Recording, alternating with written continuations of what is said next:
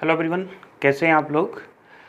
कल हमारा एक topic unit and dimension complete हो गया था और आज हम बात करने वाले हैं एक नए टॉपिक दैट इज़ वेक्टर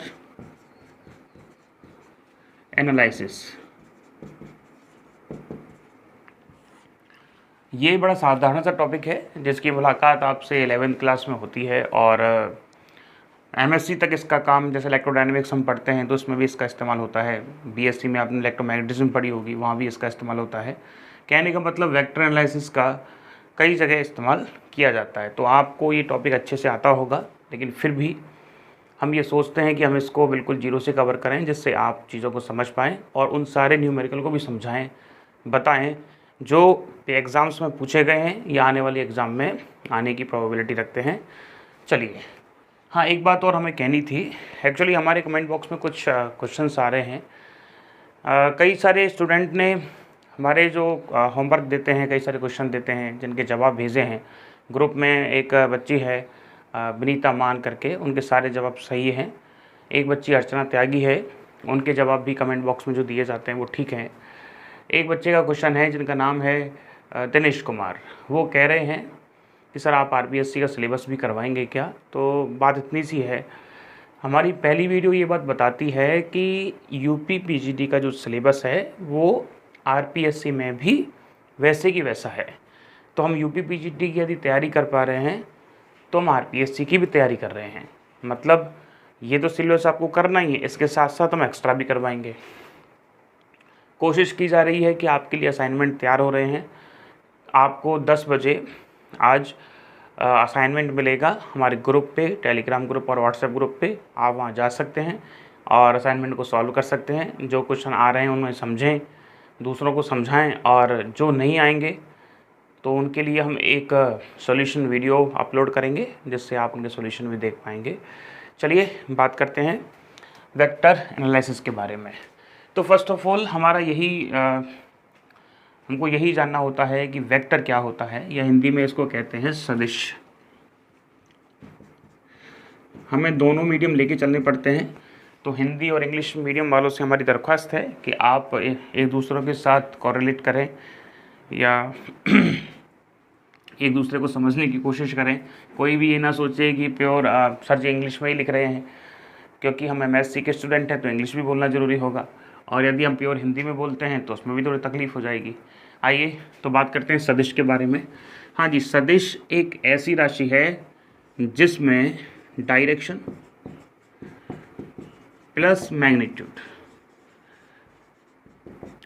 इन दोनों की रिक्वायरमेंट है। मतलब दिशा और परिमाण, किसी भी सदिश राशि को व्यक्त करने के लिए हमें उस फिजिकल, या ये कह सकते हैं किसी भी भौतिक राशि को आप सदिश राशि कब कहोगे, जब उसके पास दिशा भी होगी और परिमाण भी होगा।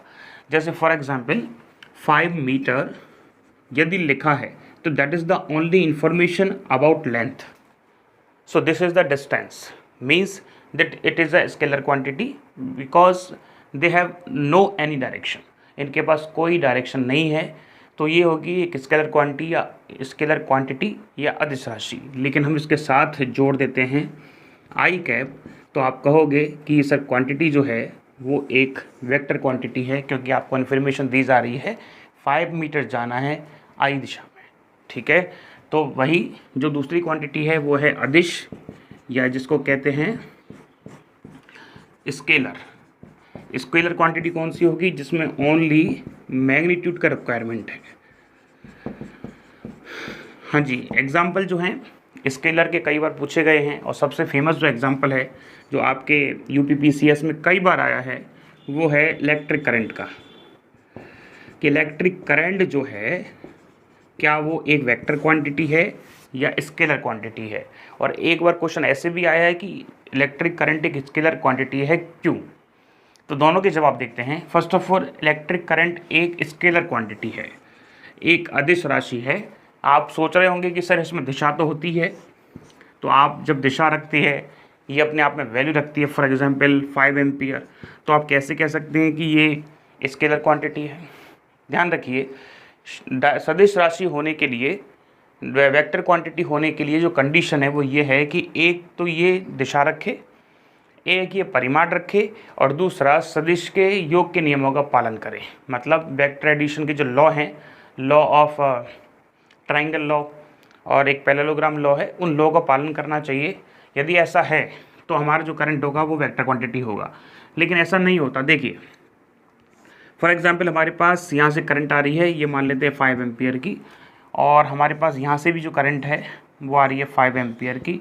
तो हमें लगता है, तो according to KCL Kirchhoff current law के अकॉर्डिंग हमारा जो आंसर आना चाहिए वो है 10 एम्पियर। पर वेक्टर एडिशन क्या कहता है, वो कहता है कि आप इसको थोड़ा सा ऊपर बढ़ाएंगे, आप इसको थोड़ा सा आगे बढ़ाएंगे, तो 5 एम्पियर का यहाँ एक वेक्टर है, 5 एम्पियर का यहाँ एक वेक्टर है, तो आपका जो रिजल्ट मिलना चाहिए वो मिलेगा √5 का स्क्वायर प्लस 5 का स्क्वायर, दैट इज़ 5√2। अब दो बातें हैं, या तो रिजल्ट 5√2 एम्पियर आए, लेकिन ऐसा नहीं होता। KCL से या कंजर्वेशन ऑफ चार्ज से हमें पता लगता है कि दो करंटें आपस में आ रही हैं तो 10 एम्पियर मिलेगा। तो जो रियल वैल्यू है वो 10 एम्पियर आती है, लेकिन वेक्टर से कितनी आ रही है 5√2, तो ऐसा तो हमको नहीं मिलता।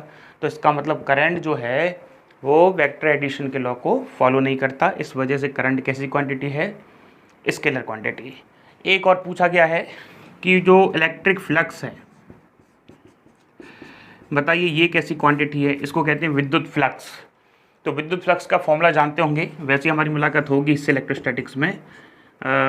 E.A मतलब इलेक्ट्रिक फील्ड डॉट एरिया का जो वेक्टर प्रोडक्ट है, इसको ये डॉट किसको बताता है, स्केलर प्रोडक्ट को। स्केलर प्रोडक्ट का मतलब, वैसे हम आगे पढ़ रहे हैं लेकिन फिर भी बता देते हैं, स्केलर प्रोडक्ट का मतलब है दो वेक्टर्स के बीच का ऐसा प्रोडक्ट जिसका रिजल्ट हमें स्केलर प्राप्त हो, that called is scalar product. Electric field is a vector quantity, जो एरिया है वो भी वेक्टर क्वांटिटी है, और उनके बीच में जो स्केलर प्रोडक्ट हो रहा है उसके बाद रिजल्ट कैसा मिल रहा है अपन को, स्केलर क्वांटिटी। सो हाँ, ये इन्फॉर्मेशन ध्यान रखना भाई, जो एरिया है ना, एरिया वो भी एक सदिश राशि होती है, वेक्टर क्वांटिटी होती है। परिमाण तो उसका हम जानते हैं, लेंथ इनटू विड्थ से निकाल सकते हैं, लेकिन आप कहेंगे डायरेक्शन क्या होती है, तो डायरेक्शन हमेशा जो प्लेन है, जो एरिया है उसकी सतह से परपेंडिकुलर होगी। फॉर एग्जांपल ये बोर्ड है, ये एक एरिया है, तो इसकी डायरेक्शन हमेशा बोर्ड से बाहर की तरफ होगी, और यदि आप उधर से देख रहे हैं तो अंदर की तरफ होगी। वापस बोल रहे हैं, किसी भी एरिया की डायरेक्शन जो है उसकी सतह से बाहर की तरफ होती है, लंबवत होती है। तो ये एक वेक्टर क्वांटिटी है, ये भी एक वेक्टर क्वांटिटी है, लेकिन इसका जो डॉट प्रोडक्ट है, अदिश गुणनफल है, वो क्या आएगा, अदिश राशि देगा। तो हमारा जो फ्लक्स है वो कैसी राशि है, अदिश राशि। एक दाब के बारे में भी इंफॉर्मेशन आती है, दाब कैसी राशि होती है, वो भी अदिश राशि होती है या स्केलर क्वांटिटी होती है। हाँ जी, एक और क्वांटिटी है जिसको हम कहते हैं टेंसर, जिसकी मुलाकात आपसे BSc में होती है, और कई जगह उसको 11th 12th में बताते हैं, लेकिन कम बताते हैं। हमारे कोर्स में भी नहीं है, लेकिन फिर भी एक नज़र डाल देते हैं, दैट इज़ द टेंसर। इसको हिंदी में कहते हैं प्रदिश राशियाँ। एक्चुअली ये जो राशियाँ हैं, ये ऐसी राशियाँ हैं जिनका परिमाण दिशा के साथ बदलता रहता है। आपने पढ़ा होगा कि हमारे पास एक डिस्क है, okay, that is the disc, और डिस्क अपने सेंटर से जो एक्सेस जा रही है उसके रेस्पेक्ट में रोटेट हो रही है ओमेगा वेलोसिटी से। तो इसका मोमेंट ऑफ इनर्शिया यदि लिखें तो लिखेंगे अपन mr²/2। Here mass of the disc is m, और इसका जो रेडियस है वो है r। हमने इसी डिस्क का, इसी रेडियस का डिस्क तो ले लिया वापस, लेकिन इस बार हमने क्या किया, डायरेक्शन जो है वो ऐसे कर दी है। मतलब ये डायमीटर पे अब एक्सेस है, और डायमीटर के अकॉर्डिंग ऐसे घूम रही है। तो इसका जो मोमेंट ऑफ इनर्शिया है वो आएगा I = mr²/4। तो कहने का मतलब मोमेंट ऑफ इनर्शिया, जड़त्व आघूर्ण जो क्वांटिटी है वो एक प्रदिश राशि है, क्योंकि उसका जो मैग्नीट्यूड है वो डायरेक्शन के अकॉर्डिंग वेरी करता है। यदि ये डायरेक्शन उठ के यहाँ आ जाएगी तो आप जानते हैं इसमें पैरेलल थ्योरम लग जाएगी, I = mr²/2 + mr²। तो इस टाइप से हम कह सकते हैं कि हमारा जो मोमेंट ऑफ इनर्शिया वो कैसी क्वांटिटी है, टेंसर क्वांटिटी। चलिए अब हम देखते हैं कि वेक्टर को हम कैसे रिप्रेजेंट करते हैं, वेक्टर को लिखते कैसे हैं या उसका कैसा साइन तैयार करते हैं, वो हम देख लेते हैं। देखिए हमारे पास कोई वेक्टर है, फॉर एग्जांपल ए वेक्टर, और इसका मान लीजिए 5 मीटर एक्स कैप, इसके बारे में इंफॉर्मेशन है कि इसका जो मैग्नीट्यूड है वो 5 मीटर है और इसका डायरेक्शन है वो है एक्स कैप। तो इसका मतलब इसको ऐसे एक्सप्लेन किया जाएगा या एक्सप्रेस किया जाएगा, ये जो लेंथ है मैग्नीट्यूड बताएगा दैट इज़ 5 मीटर, और ये जो एरो है ये बताएगा डायरेक्शन को, और इसको पूरा जो वेक्टर देना चाहते हैं तो आप ये कह सकते हैं कि ये वेक्टर है ए वेक्टर।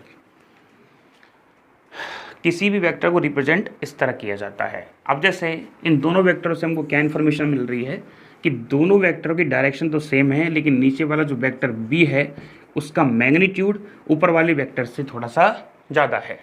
चलिए इसी के बेस पे, कंपैरिजन के बेस पे हम कई सारे वेक्टर्स को डिफाइन करते हैं, जैसे इक्वल वेक्टर, समान सदिश, इक्वल वेक्टर्स, समान सदिश। समान सदिश का मतलब ऐसे सदिश जिनका मैग्नीट्यूड भी सेम हो और डायरेक्शन भी सेम हो, तो ये कहलाएगा आपका समान सदिश। ओके, एक तरह का जो अगला तरह का जो वेक्टर है वो है असमान सदिश या नॉन इक्वल, असमान सदिश। ठीक है, देखिए इसमें क्या होना चाहिए, इसमें तो डायरेक्शन भी सेम है, मैग्नीट्यूड भी सेम है। इसमें या तो डायरेक्शन अलग हो या मैग्नीट्यूड अलग हो या दोनों अलग हो। जैसे पहले तो डायरेक्शन अलग कर लेते हैं, दोनों का मैग्नीट्यूड तो बराबर है लेकिन डायरेक्शन अलग अलग है। दूसरा क्या कंडीशन बन सकती है, सर डायरेक्शन तो सेम है लेकिन मैग्नीट्यूड अलग अलग है। तीसरा कंडीशन क्या बन सकती है, सर डायरेक्शन भी अलग है और मैग्नीट्यूड भी अलग है। तो हम तीनों कंडीशनों को इसमें रख सकते हैं, तो ये क्या कहलाएगा, असमान सदिश। चलिए एक तरह का वेक्टर और है जिसके बारे में बात करते हैं, वो है समतलीय सदिश। समतलीय सदिश, कोप्लेनर वेक्टर कहते हैं इसको, समतलीय सदिश।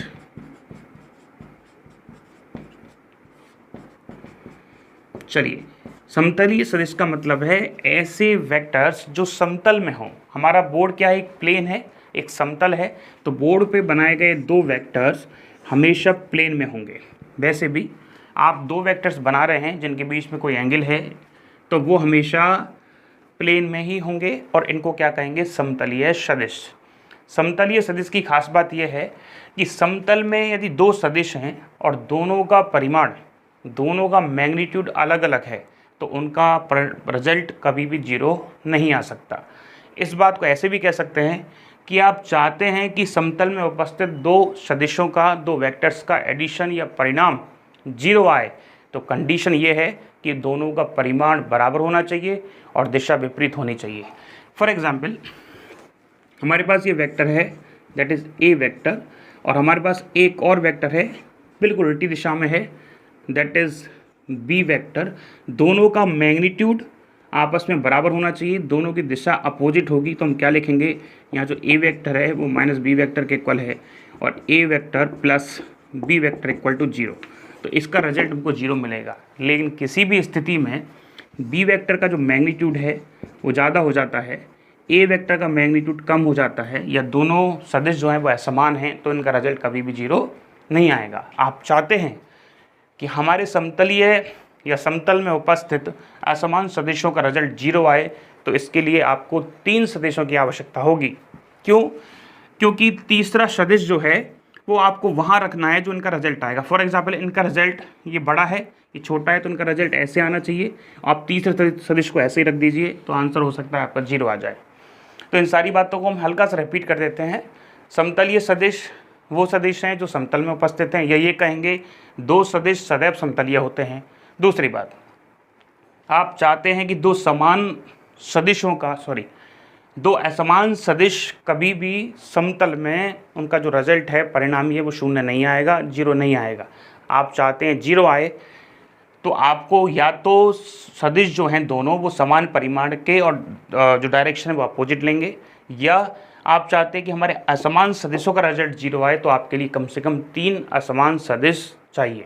ठीक है, चलिए आगे बात करते हैं। आगे जो वेक्टर है वो है यूनिट वेक्टर, और ये बहुत इंपॉर्टेंट है क्योंकि इसका यूज़ हम हमेशा करते हैं, स्केलर प्रोडक्ट में भी करेंगे, सॉरी वेक्टर प्रोडक्ट में करेंगे, और कई जगह डायरेक्शन बताने के काम आता है। तो हमारा जो टॉपिक है दैट इज़ यूनिट वेक्टर, और इसके क्वेश्चन पूछे जाते हैं। मतलब कोई वेक्टर आपको दिया जाएगा तो उसका यूनिट वेक्टर कैसे कैलकुलेट करेंगे, या ये कहा जाता है कि ये वेक्टर दिया है, आप इसकी डायरेक्शन कैलकुलेट कीजिए। तो चलिए हम देखते हैं। यूनिट वेक्टर को हिंदी में कहते हैं जी एकांक सदिश, और एकांक सदिश का मतलब है कि ऐसा सदिश जिसका मैग्नीट्यूड, जिसका परिमाण कितना हो, एक हो, जिसका जो परिमाण है वो कितना हो, एक हो। चलिए, तो फिर यदि किसी भी वेक्टर का मैग्नीट्यूड हमेशा एक है तो ऐसे वेक्टर की हमको ज़रूरत क्या है। दरअसल ये जो वेक्टर है यूनिट वेक्टर, ये हमको डायरेक्शन बताने के काम आता है। जैसे 5, आप कहेंगे सर जी आपको पसंद बहुत है 5, हम ऐसा इस बार 8 मीटर ले लेते हैं। 8 मीटर एक लेंथ है जिसकी हम डायरेक्शन शो करना चाहते हैं। तो आप क्या कहेंगे, सर जी आप ऐसा कीजिए, आई कैप लगा दीजिए। आई कैप क्या है, एक इन्फॉर्मेशन है अबाउट डायरेक्शन, या ये कहेंगे कि आई कैप जो है एक यूनिट वेक्टर है। तो जब आपने आई कैप का मल्टीप्लाई 8 मीटर से किया तो 8 मीटर के मैग्नीट्यूड में कोई चेंज नहीं आना चाहिए। आपने मल्टीप्लाई किया, इसका मैग्नीट्यूड अभी भी 8 मीटर है, लेकिन गुणा करने से, मल्टीप्लाई करने से आपको डायरेक्शन मिल गई। तो ऐसे वेक्टर जो केवल डायरेक्शन बताने के लिए आते हैं लेकिन उनका जो परिमाण है वो सदैव एक रहता है, ऐसे वेक्टर क्या कहलाते हैं, यूनिट वेक्टर। इसका फॉर्मूला क्या है, कैसे कैलकुलेट करते हैं, देखिए हमारे पास अभी आपने पढ़ा कि कोई वेक्टर ए है, तो ये वेक्टर है तो उसके पास दो चीज़ें हैं, पहली इसका मैग्नीट्यूड और दूसरी इसकी डायरेक्शन। तो हम लिखते हैं कि ये दो चीज़ें कंटेन करता है, पहला मैग्नीट्यूड और दूसरी इसकी डायरेक्शन। हम कैलकुलेट करना चाहते हैं डायरेक्शन को, तो आप क्या करेंगे, ए को नीचे लेके आएंगे, तो ए वेक्टर अपॉन ए। आप किसी भी सदिश का मैग्नीट्यूड, किसी भी सदिश का यूनिट वेक्टर निकालना चाहते हैं तो आप यहाँ वेक्टर लिखिए, अपॉन कीजिए उसका मैग्नीट्यूड। चलिए एक एग्जांपल देख लेते हैं। ध्यान रखना एक बात, इसका परिमाण सदैव एक आना चाहिए। आप देखते हैं ये कोऑर्डिनेट सिस्टम हम अच्छे से पढ़ते हैं, कार्टेशियन कोऑर्डिनेट सिस्टम, जिसमें ये एक्स डायरेक्शन है, ये वाई डायरेक्शन है, और ये है जेड डायरेक्शन। हम मानते हैं कि ये इसको आई कैप से शो किया जाता है, इसको जे कैप से शो किया जाता है, और इसको के कैप से शो किया जाता है। यदि इसकी डायरेक्शन को नेगेटिव बनाना चाहें तो यहाँ लिखेंगे माइनस आई कैप, ये होगा माइनस वाई कैप, और ये उल्टी डायरेक्शन में जो होगा माइनस होगा जेड कैप। ठीक है, यदि हम बात करें, ये है X Y Z, minus X और माइनस वाई, ये 0 है, इसको हम कहेंगे आई कैप, ये होगा जे कैप, ये होगा माइनस आई कैप, और ये होगा माइनस जे कैप। इसको ईस्ट कह सकते हैं, इसको वेस्ट कह सकते हैं, इसको नॉर्थ कह सकते हैं, इसको साउथ कह सकते हैं। उल्टा तो नहीं लिख दिया है, नहीं लिखा, ठीक है। हमको क्या करना है कि डायरेक्शन चाहिए नॉर्थ ईस्ट में। हमने क्या किया, यदि हमने आपसे पूछा ईस्ट की डायरेक्शन क्या है तो आप कहेंगे सर आई कैप, हम कहेंगे वेस्ट की डायरेक्शन क्या है तो आप कहेंगे माइनस जे कैप, नॉर्थ की पूछेंगे तो कहेंगे जे कैप, माइनस आई कैप, नॉर्थ की पूछेंगे तो कहेंगे जे कैप, इसका कहेंगे माइनस जे कैप। हमने पूछा what is the direction of north east, तो आप क्या बताएंगे कि डायरेक्शन तो बतानी है। यदि आपने इसको ऐसे लिखा कि नॉर्थ ईस्ट की direction I cap plus j cap है तो ये गलत इन्फॉर्मेशन है, क्योंकि आप कैलकुलेट करेंगे तो इसका मैग्नीट्यूड कभी भी एक नहीं आएगा। देखें, इसको देख लेते हैं।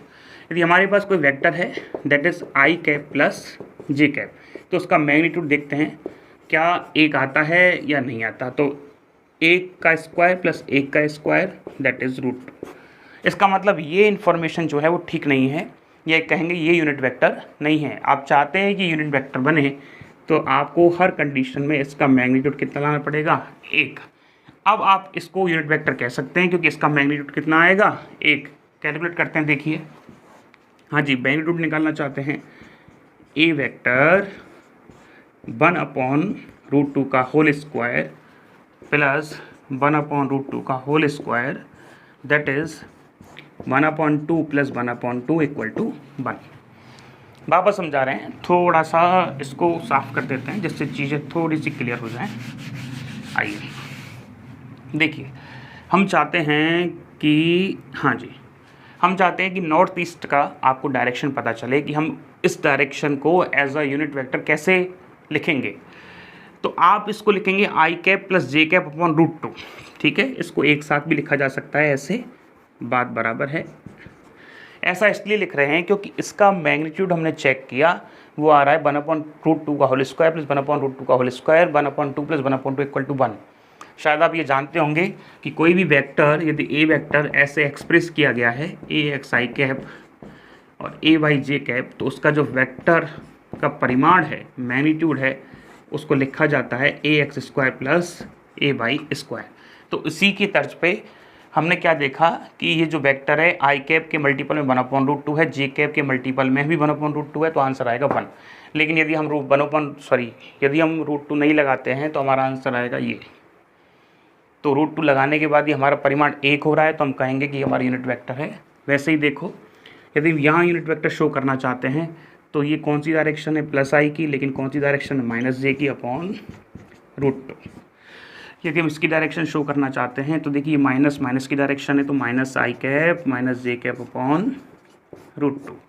यदि हम इसकी डायरेक्शन शो करना चाहते हैं तो ये है जे कैप, और अगर माइनस आई कैप तो माइनस आई cap plus j cap upon √2।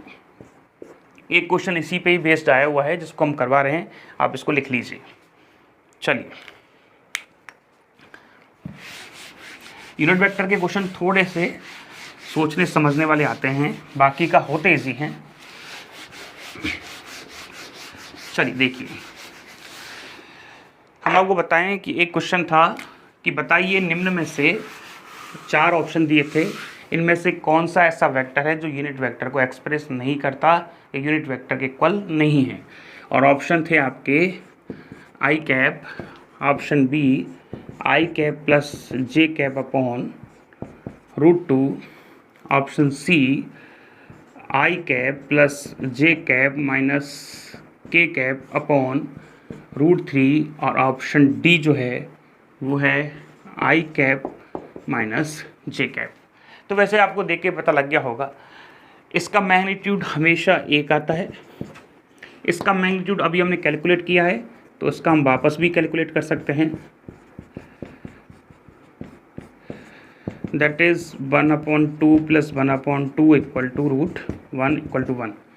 इसका मैग्नीट्यूड कैसे कैलकुलेट करेंगे, वही 3 लिख देंगे, ए एक्स स्क्वायर प्लस ए वाई स्क्वायर प्लस ए जेड स्क्वायर। तो ए एक्स क्या है 1/√3, ए वाई क्या है जी 1/√3, और ए जेड क्या है 1/√3 का होल स्क्वायर। तो क्या लिखेंगे जी 1/3 plus 1/3 plus 1/3, that is 3/3 equal to 1। यहाँ शो करें तो 1 का स्क्वायर, -1 का स्क्वायर प्लस -1 का स्क्वायर, दैट इज़ 1 प्लस 1 और √2। लास्ट वाला ऑप्शन ऐसा है जिसका मैग्नीट्यूड हमारा जो है 1 नहीं आ रहा, तो इसका आंसर हो जाएगा डी, कि डी एक ऐसा वेक्टर है जिसका जो यूनिट वेक्टर का एक्सप्रेस नहीं करेगा। चलिए एक और क्वेश्चन देखते हैं। अगला जो क्वेश्चन है उसमें एक वेक्टर दिया जाएगा आपको, और आपको निकालना है उसकी डायरेक्शन। देखिए, एक वेक्टर है ए वेक्टर, ए वेक्टर पर इक्वल लिखते हैं हम, for example 2 I cap 3 J cap 4 के कैप। ठीक, बताइए what is the direction of A cap. मतलब आपसे पूछा है ए कैप का वैल्यू या ए वेक्टर की डायरेक्शन। तो अभी हमने पढ़ा था कि हमारा जो वेक्टर है वो 2 चीज़ें रखता है, पहला परिमाण और दूसरा दिशा। तो दिशा को निकालने के लिए, डायरेक्शन को निकालने के लिए हम ऐसे लिख सकते हैं। तो सबसे पहले हमको दिशा निकालने के लिए वेक्टर चाहिए जो दिया गया है, लेकिन हमको एक चाहिए परिमाण, तो परिमाण निकालना पड़ेगा। इसका कंपैरिजन हम इससे कर सकते हैं, ए एक्स आई कैप, ए वाई जे कैप और ए जेड के कैप। थोड़ा टेढ़ा हो गया है, सीधा कर लीजिएगा। चलिए, तो आप निकालना चाहते हैं इसका मैग्नीट्यूड, हाँ जी, ए एक्स स्क्वायर ए वाई स्क्वायर ए जेड स्क्वायर। 2 का स्क्वायर प्लस 3 का स्क्वायर प्लस 4 का स्क्वायर, दैट इज़ हाँ जी 4 9 16 25 29। तो आप क्या लिख सकते हैं, देखिए a cap equal to, a vector कितना है 2i cap 3 4, 2i cap 3j cap 4k cap upon किसका भाग लगाएंगे, ये भी एक आंसर है और इसको ऐसे भी लिखा जा सकता है।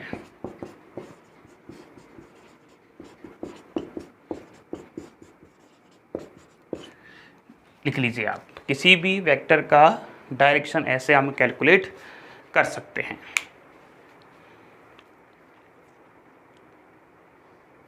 चलिए अगला जो टॉपिक है वो है डिस्प्लेसमेंट वेक्टर कैलकुलेट करना। ये क्वेश्चन आपके जो प्रवक्ता परीक्षा है उसमें आया है कि एक पार्टिकल पॉइंट ए से पॉइंट बी तक जाता है, पॉइंट ए के भी कोऑर्डिनेट दिए होते हैं, पॉइंट बी के भी कोऑर्डिनेट दिए होते हैं, तो पूछा जाता है कि बताइए टॉर्क कितना होगा। तो टॉर्क में क्या करते हैं, हमेशा आर क्रॉस एफ करते हैं, अभी बात करेंगे। चलिए बात करते हैं डिस्प्लेसमेंट वेक्टर की।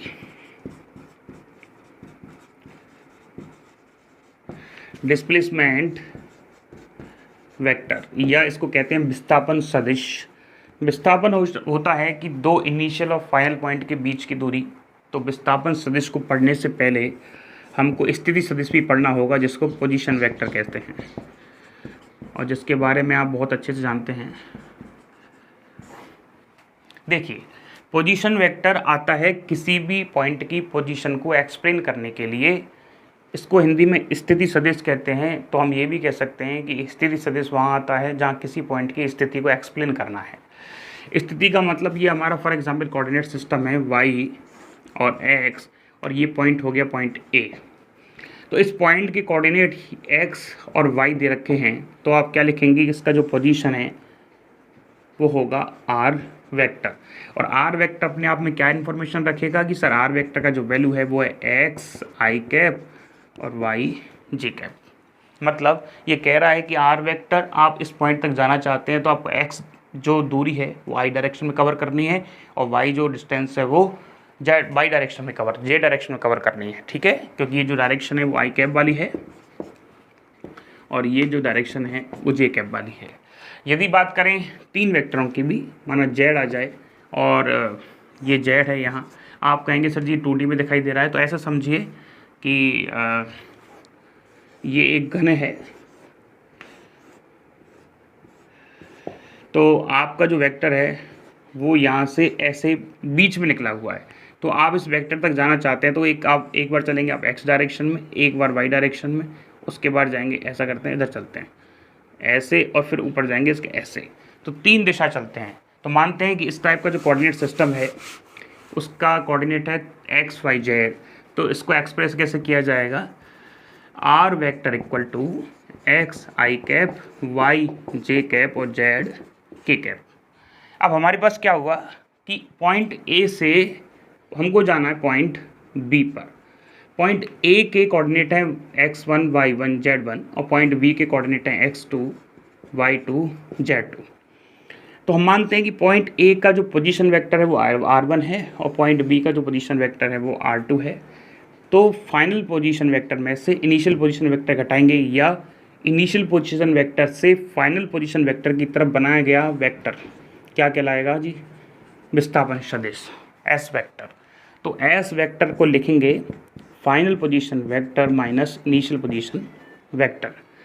r2 क्या है, देखिए आप r2 को हम लिखे थे x2 i cap y2 j cap z2 k cap minus इसको लिखे थे x1 i cap y1 j cap और z1 k कैप।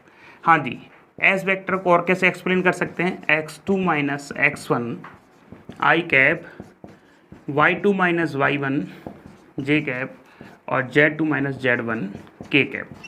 हाँ जी, इसका यदि मैग्नीट्यूड लिखना चाहें तो लिखेंगे रूट x2 माइनस x1 का whole square y2 minus y1 का होल स्क्वायर और z2 माइनस z1 का होल स्क्वायर। तो ये मैग्नीट्यूड है किसका, डिस्प्लेसमेंट वेक्टर का। आप वैसे समझ गए होंगे कि first of all position vector को एक्सप्लेन करना पड़ेगा। पोजीशन वेक्टर क्या है, किसी भी पोजीशन को एक्सप्लेन करने के लिए जो वेक्टर की रिक्वायरमेंट है वो पोजीशन वेक्टर है। इनिशियल पॉइंट से फाइनल पॉइंट की तरफ जो डायरेक्शन बनाई जाएगी, जो वेक्टर बनाया जाएगा वो होगा डिस्प्लेसमेंट वेक्टर, और फाइनल में से इनिशियल घटाएंगे तो आपको रिजल्ट मिल जाएगा। एक एग्जाम्पल ले लेते हैं, उससे और क्लियर हो जाना है।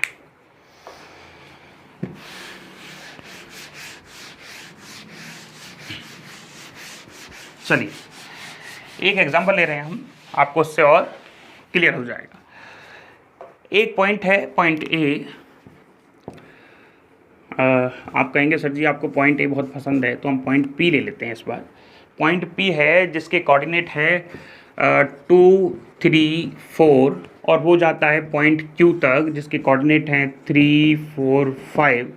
तो बताइए what is the displacement vector. आप डिस्प्लेसमेंट वेक्टर का डायरेक्शन भी बताना है आपको, इस बार आपको डिस्प्लेसमेंट वेक्टर का वेक्टर भी बताना है और उसका मैग्नीट्यूड भी बताना है। क्या क्या पूछ रहे हैं हम, एक डिस्प्लेसमेंट वेक्टर, एक उसका मैग्नीट्यूड और एक उसकी डायरेक्शन। चलिए बात करते हैं पी क्यू। तो ये हमारे लिए काम करेगा x1 y1 z1, ये काम करेगा x2 y2 z2 का। तो s वेक्टर होगा x2 minus x1 i cap, y2 minus y1 j cap और z2 minus z1 k cap. हाँ जी, क्या लिखेंगे, x2 कहाँ है जी, ये रहा 3 minus 2 i cap, 4 minus 3 j cap, 5 minus 4 k cap. तो क्या देख रहे हैं आप, i cap plus j cap plus k cap, ये आ गया आपका s वेक्टर। आप चाहते हैं कि हमको मैग्नीट्यूड चाहिए, तो बिल्कुल जी मैग्नीट्यूड मिलेगा। आप इसका मल्टीपल का जो है ax उसका स्क्वायर करेंगे, अरे सॉरी, इसका स्क्वायर करेंगे और इसका स्क्वायर करेंगे, दैट इज़ √3। अब आपसे पूछा है कि साहब हमको आप डायरेक्शन दे दीजिए, तो दीजिए direction S vector upon S vector क्या है, i cap J cap plus के कैप, और आप डिवाइड किसका करेंगे, √3 का। तो आपका आंसर आ गया जी। ठीक है, तो किसी भी डिस्प्लेसमेंट वेक्टर को आप ऐसे एक्सप्लेन कर सकते हैं।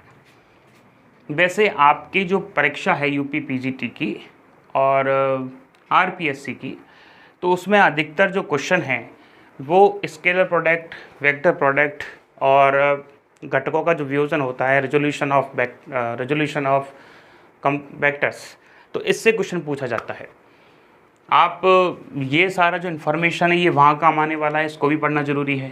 तो और एक वहाँ से भी आ सकता है, आप जानते होंगे त्रिभुज का नियम होता है एडिशन का, एक पैरेललोग्राम लॉ होता है, एक पॉलीगॉन लॉ होता है, वहाँ से भी क्वेश्चन आ जाता है। तो आप इसको कर लीजिए, हम वापस समझाते हैं आपको। चलिए अगला जो टॉपिक है हमारा,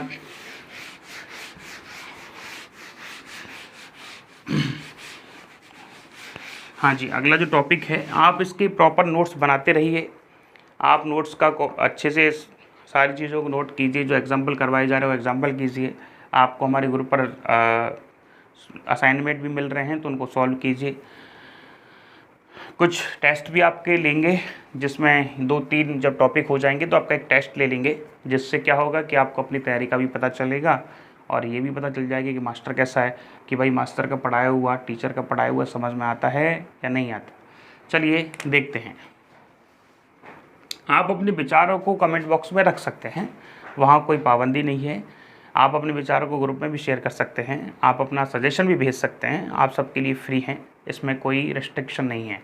चलिए अगला जो टॉपिक है बड़ा साधारण सा है, जिसके बारे में हम सब जानते हैं और अच्छे से परिचित भी हैं, वो है रिजोल्यूशन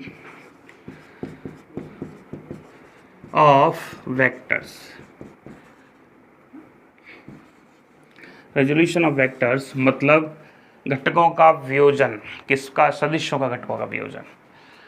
देखिए हमारे पास एक है वाई डायरेक्शन जिसमें जे कैप लिख देते हैं, और दूसरी डायरेक्शन है एक्स जिसमें हम आई कैप लिख देते हैं, और एक वेक्टर है ए जिसका मैग्नीट्यूड है, चलो पहले वेक्टर लिख देते हैं, दैट इज़ द वेक्टर, और ये बनाता है एक्स के साथ कोण थीटा। इस ए में कंट्रीब्यूशन एक्स डायरेक्शन वाले भाग का भी है और वाई डायरेक्शन का भी है। मतलब हमारा जो वेक्टर है वो एक्स वाई दोनों में है। तो हम चाहते हैं कि ए का कंपोनेंट ए एक्स दिशा में लिया जाए, तो हम इसका प्रोजेक्शन बनाते हैं। और ये जो इन्फॉर्मेशन, ये जो प्रोजेक्शन है ए वेक्टर का एक्स डायरेक्शन में जो प्रोजेक्शन है, ये कहलाएगा ए एक्स। ए एक्स का मतलब ये कहलाएगा कि इसको ए एक्स वेक्टर मान लीजिए। ए वेक्टर का एक्स डायरेक्शन में प्रोजेक्शन या ए वेक्टर का एक्स डायरेक्शन में जो कंपोनेंट है वो ए एक्स वेक्टर मान लेते हैं। और इसी प्रकार हम लाइन यहाँ खींचते हैं तो ए वेक्टर का वाई डायरेक्शन में जो प्रोजेक्शन है वो मान लेते हैं ए वाई वेक्टर। ए एक्स वेक्टर हमारा इस डायरेक्शन में है, ए वाई वेक्टर हमारा इस डायरेक्शन में है, और ये हमारा रिजल्ट है। आपने ट्राइंगल लॉ ऑफ एडिशन पढ़ा होगा, एडिशन का ट्राइंगल लॉ पढ़ा होगा। उसमें कहा जाता है कि आपके जो दो वेक्टर हैं आप उनको त्रिभुज में, ट्राइंगल में सेम ऑर्डर में लगा दीजिए दो भुजाओं के रूप में। For example that is A vector, that is B vector. तो त्रिभुज की जो तीसरी भुजा होगी और विपरीत क्रम में बनाओगे तो उसके रिजल्ट को शो करेगी।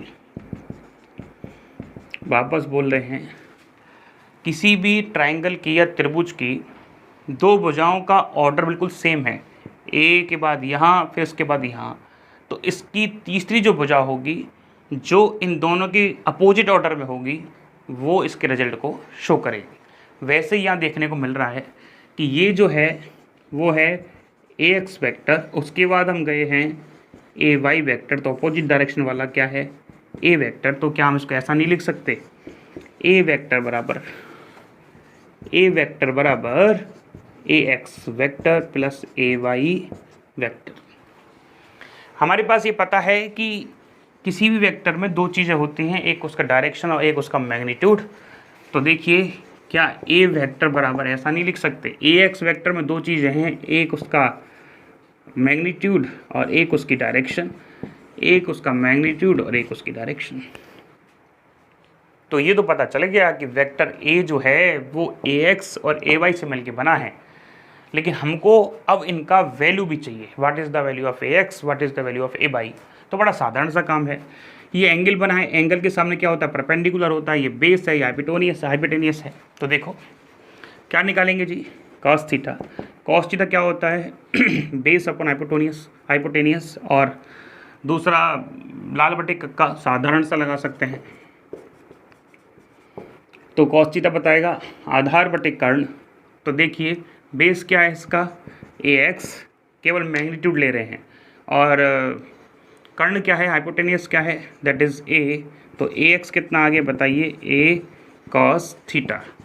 सिमिलरली क्या निकालेंगे आप, साइन थीटा। साइन थीटा देखिए दैट इज़ द परपेंडिकुलर, और लंब देखो किसके बराबर है, ए वाई का। तो यहाँ क्या लिख सकते हैं, ए वाई। तो बताइए क्या लिखेंगे, लंब अपॉन कर्ण कितना है जी, ए। तो ए वाई कितना आ जाएगा, ए साइन थीटा। तो हम यहाँ क्या लिख सकते हैं कि हमारा जो ए एक्स है वो कितना है, ए कॉस थीटा, और हमारा जो ए वाई है वो कितना है, ए साइन थीटा। ये भी कह सकते हैं कि आप चाहते हैं किसी भी वेक्टर का थीटा के डायरेक्शन में घटक या कंपोनेंट, तो आप उसको मोड़ दीजिए और कॉस थीटा लगा दीजिए। आप चाहते हैं कि अपोजिट डायरेक्शन में कंपोनेंट, तो आप साइन थीटा लगा दीजिए। वैसे तो न्यूमेरिकल से समझ में आ जाएगा, पर आप एक बार इसको लिख लें। चलिए आगे बात करते हैं।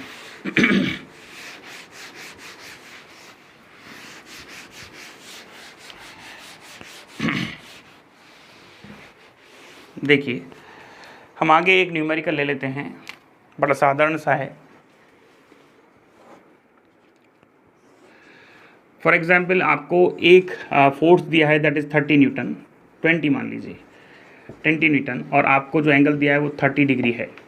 तो बताइए 20 न्यूटन के या दिए गए फोर्स के एक्स डायरेक्शन में और वाई डायरेक्शन में या आई कैप डायरेक्शन में और जे कैप डायरेक्शन में क्या कंपोनेंट होंगे।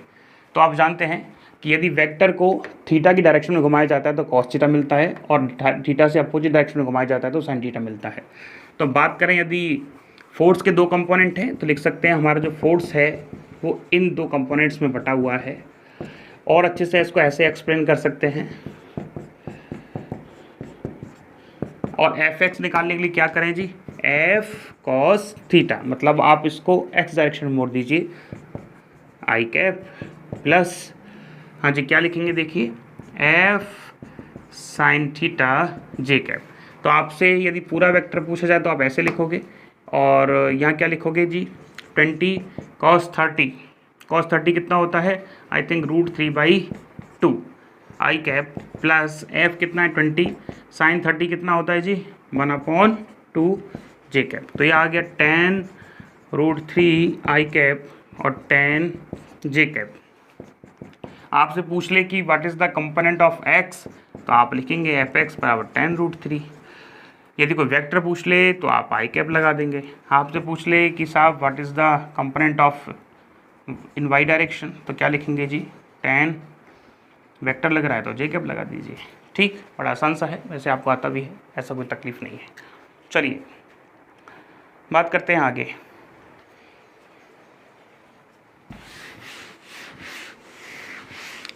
यदि ये तो हम बात किए 2D की यदि हमारा मुकाबला, यदि हमारी मुलाकात हो 3D में तो कैसे हम करेंगे। हमारी मुलाकात हो रही है इस बार एक ऐसे वेक्टर से जो 3D में उपस्थित है, मतलब ऐसे करके उपस्थित है। तो यहाँ इस पॉइंट पे कोऑर्डिनेट जो है एक्स वाई जेड है।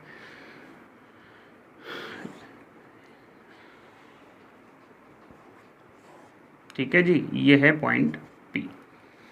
तो हमने क्या देखा कि हमारा जो वेक्टर है इसको चलो A मान लीजिए। A वेक्टर का एक्स वाई जेड के संग जो कोण है वो है एक्स के संग अल्फा, वाई के संग बीटा और जेड के साथ है गामा।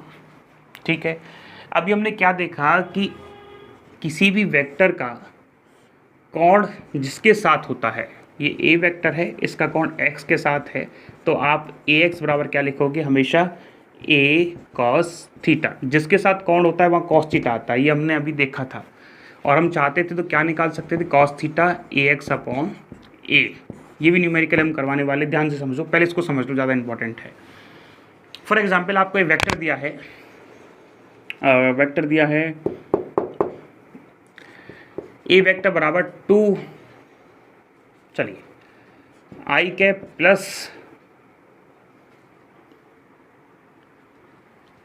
2, कुछ भी मान लीजिए, आई कैप प्लस 2 जे कैप मान लो। चलो ये वेक्टर आपको दिया गया है। ठीक, आपसे पूछा है कि इस वेक्टर का एक्स अक्ष के साथ क्या एंगल है। क्वेश्चन को ध्यान से समझना, इसको एक बार के लिए आप रोक दो, पहले इस चीज़ को समझो।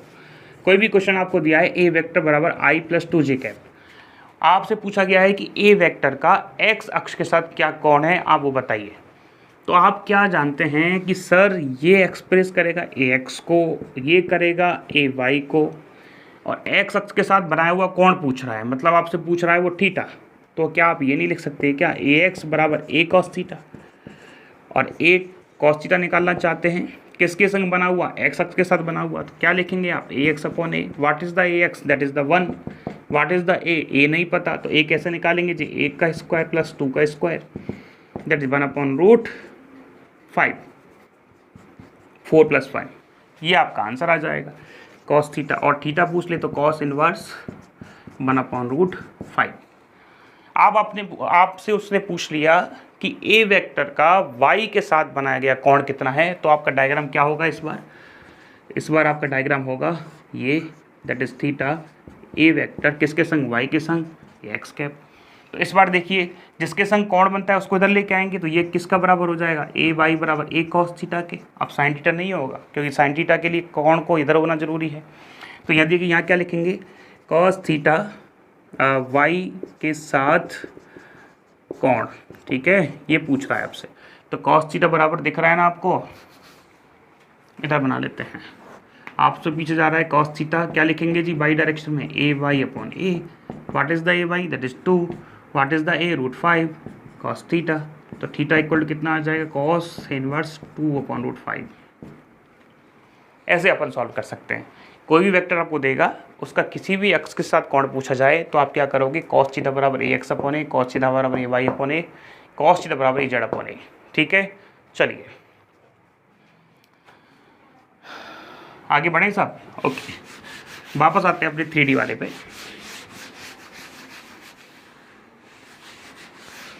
हाँ जी, तो एक वेक्टर है दैट इज़ ए वेक्टर, उसका एक्स अक्ष के साथ कोण है अल्फा, वाई के साथ कोण है बीटा और जेड के साथ कोण गामा।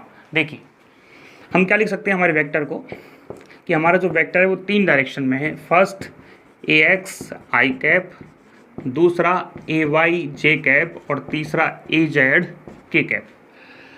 तो हमसे पूछा गया what is the value of cos alpha, तो हम क्या लिखेंगे सर, कॉस अल्फ़ा बराबर ए एक्स अपॉन ए। हमसे पूछा गया what is the value of cos beta, तो आप लिखोगे cos beta equal to a y upon a. आपसे पूछा गया what is the value of cos gamma, तो आप लिखोगे ए जेड अपॉन ए। ठीक है, बात आ रहा है समझ में। जिसके साथ एंगल होता है हमेशा उसके संग कॉस आता है, ध्यान रखना।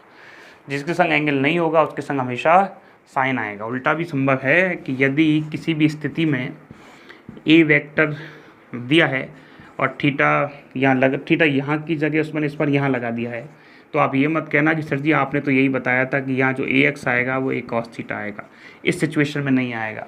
सर जी को ये भी याद रखना कि सर जी ने पहले थीटा यहाँ बनाया था, अब हम थीटा यहाँ बना रहे हैं, तो आप इधर मोड़ेंगे तो क्या आ जाएगा, इधर ए कॉस थीटा, इधर क्या आ जाएगा जी ए साइन थीटा। कहने का मतलब थीटा जिस डायरेक्शन में है उस डायरेक्शन में कॉस थीटा ही आना है।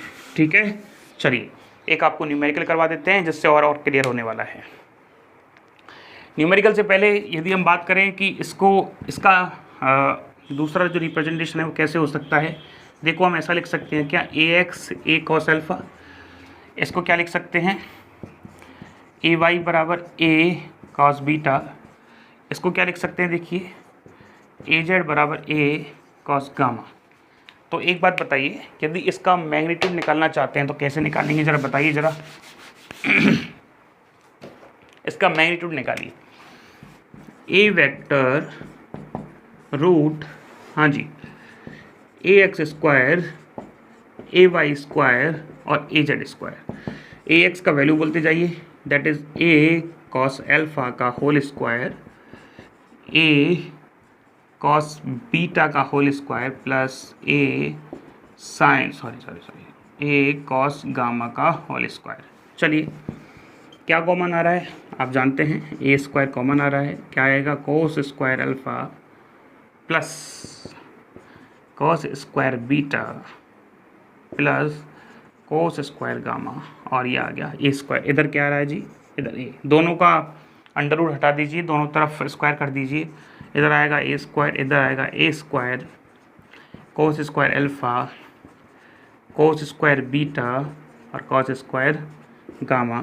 ए स्क्वायर से ए स्क्वायर कैंसिल आउट हो गया, तो आंसर क्या आ जाएगा, 1 बराबर कोस square alpha cos square beta और कोस स्क्वायर गामा। ये याद रखना, ये आइडेंटिटी भी कई बार पूछ ली जाती है। ठीक है, हाँ एक तरीका और हो सकता है कि आप यदि कॉस अल्फ़ा की जगह साइन पसंद करते हो तो हम जानते हैं sine square alpha plus cos square alpha equal to 1, और कॉस स्क्वायर अल्फ़ा कैसे निकालेंगे, 1 माइनस साइन स्क्वायर अल्फ़ा। ठीक है सब, चलिए यहाँ वैल्यू रखेंगे यदि, तो आप लिखेंगे 1 minus sine square alpha plus 1 minus sine square beta, और इधर लिखेंगे 1 minus sine square gamma equal to 1। तो क्या नया रिलेशन लिख सकते हैं,